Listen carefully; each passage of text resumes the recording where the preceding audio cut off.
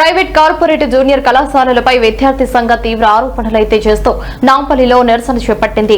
PDSU Telangana రాష్ట్ర committee ఆధ్వర్యంలో intermediate board కార్యాలయాన్ని ముట్టడించారు. విద్యా సంవత్సరం పూర్తి కాకముందే ముందస్తు అడ్మిషన్లు తీసుకుని తల్లిదండ్రులను మోసం చేస్తున్నారని ఆరోపిస్తూ సంబంధిత కళాశాలలపై కఠిన చర్యలు తీసుకోవాలని వారు డిమాండ్ చేశారు. అవసరమైతే క్రిమినల్ కేసులు కూడా నమోదు చేయాలని లేదా పర్మిషన్లు రద్దు చేయాలని కోరారు. అలాగే ప్రభుత్వ జూనియర్ కళాశాలల్లో మౌలిక వసతులు మెరుగుపరచాలని, ప్రత్యేక అకాడమిక్ క్యాలెండర్ కూడా అమలు చేయాలని డిమాండ్ చేశారు.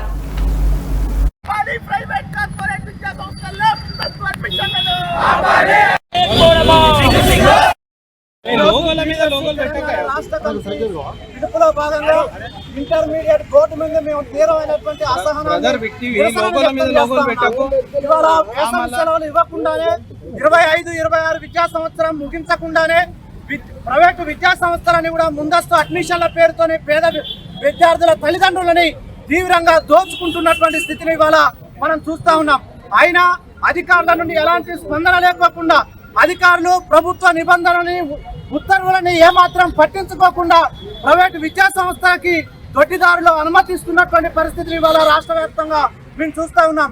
ఇవాళ ప్రైవేటు విద్యా సంస్థలలో అడ్మిషన్ల పేరుతోని లక్షల రూపాయల డొనేషన్లు తీసుకుంటా ఉన్నారు.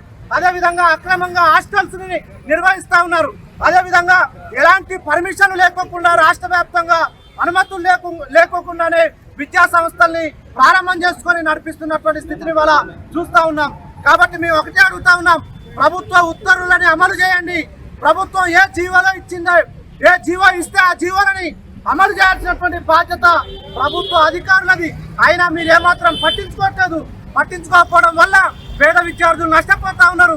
పేద విద్యార్థులకి ప్రభుత్వ విద్య అందకోకుండా లక్షల రూపాయల డొనేషన్లు తీసుకునేటటువంటి పరిస్థితుల్లో ఇవాళ విద్యా వ్యవస్థ ఉంది. చర్యలు తీసుకోండి అని చెప్పేసి మేము డిమాండ్ చేస్తా ఉన్నాం. నడుస్తూ ఉన్నాయి. విద్యాశాఖ కార్యదర్శి గారు, మీరు జారీ చేసినటువంటి జీవోలు ఈరోజు తెలంగాణలో ఉన్నటువంటి పేద మధ్యతరగతి వర్గాలకు చెందినటువంటి విద్యార్థులకు మాత్రమే వర్తిస్తున్నాయి తప్ప లక్షల రూపాయలు వేచించి చదువుతున్నటువంటి విద్యార్థులు